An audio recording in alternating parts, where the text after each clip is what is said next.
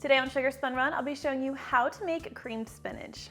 Hey Sugar Spun Bakers, Sam here, and today I am so excited to be sharing another carefully tested, well-researched, and perfected recipe. This one is a favorite of mine. I love it around the holidays, but it's also a really easy side dish to whip together to go with dinner. It is creamed spinach. It's super creamy, absolutely addictive. I think you're going to love it, so let's go ahead and get started. Now today's recipe is going to be made on the stovetop. You do not need to use a pot as large as I'm using today. I'm using my Dutch oven, but I like to because it makes things a little bit easier because we're going to be cooking down a lot of spinach. So you'll need 16 ounces or 1 pound of fresh baby spinach for this recipe. And it's important that we cook it down, otherwise it's going to be very difficult to eat. So before we begin, we are just going to wilt this spinach in our Dutch oven. Now I'm just going to turn my stovetop to medium heat, and I am just going to melt half a tablespoon of butter in the pot. Once that's melted, we will add about half of our spinach.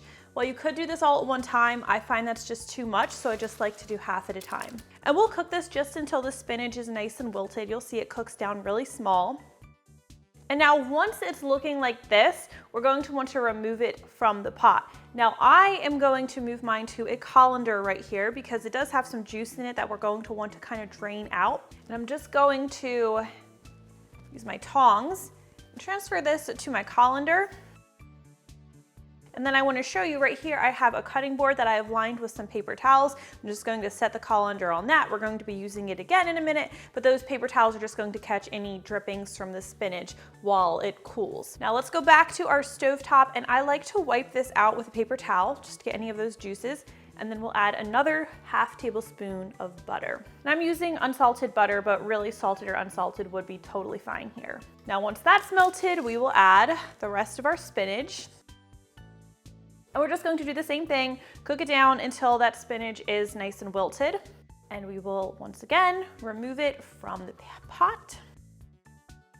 And we'll set that aside. We'll get back to that spinach in just a second, but I am going to use my paper towels to just wipe out the pot again. I don't like to leave that green spinach juice behind. It's not really a big deal, but it could end up tinting your creamed spinach to look kind of green. I just like to remove it. All right, now your stovetop should still be on medium heat, and now we are going to add 4 tablespoons of unsalted butter to the pot, and we're going to let that melt. And once that butter is nice and melted, you're going to take 1 cup of very finely diced onion. This is about 1 medium yellow onion for me. And I want you to see I've cut it very small. And we're just going to add that to our butter, and we'll cook the onion until it's nice and translucent. This should only take about 3 minutes or so. Now while that onion is cooking, you do want to stir it occasionally, but let's head back over to our cutting board with our spinach really quickly. So as you can see, we've lost some juice from the spinach. That's good. What I'm going to do is I'll take a couple more paper towels, and I'm just going to gently pat the spinach. You do not need to remove all of the excess water. You just want to get some of it removed. And we'll turn that spinach out onto our cutting board. Now I've found creamed spinach is much nicer to eat if you don't have whole spinach leaves in there. So you're just going to take a large knife, and we're just going to chop up the spinach. Doesn't have to be really small, you just want the pieces to be manageable. All right, now this can stay here. We're going to come back to it at the end once we're finished cooking everything else in the pot. So let's head back to our pot where our onions should be just about finished cooking. So once our onion is cooked, we're going to add 1 tablespoon of minced garlic.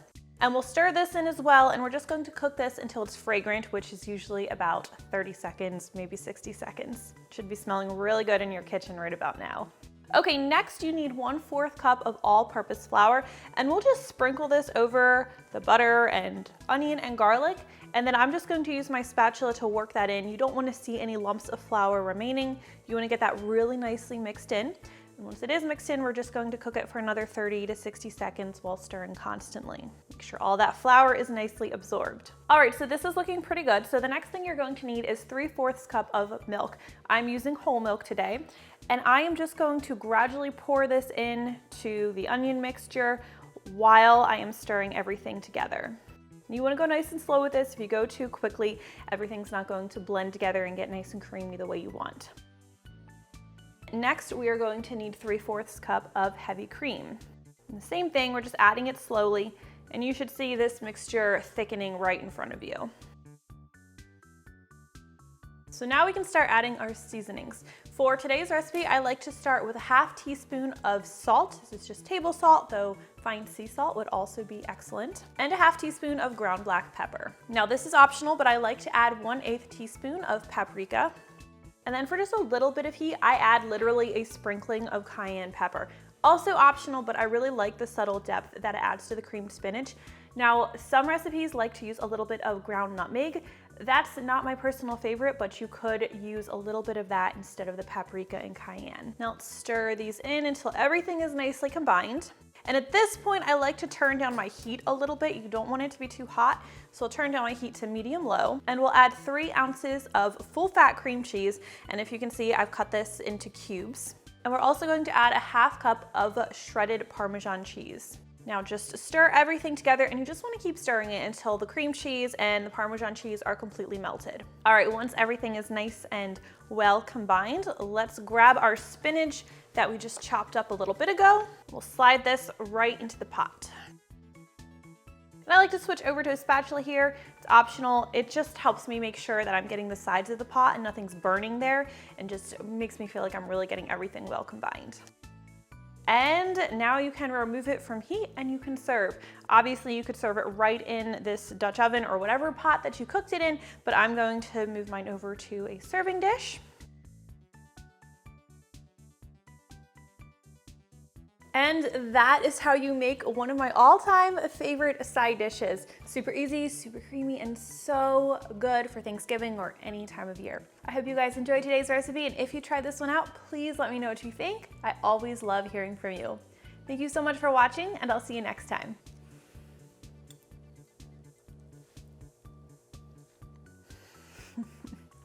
It's so good.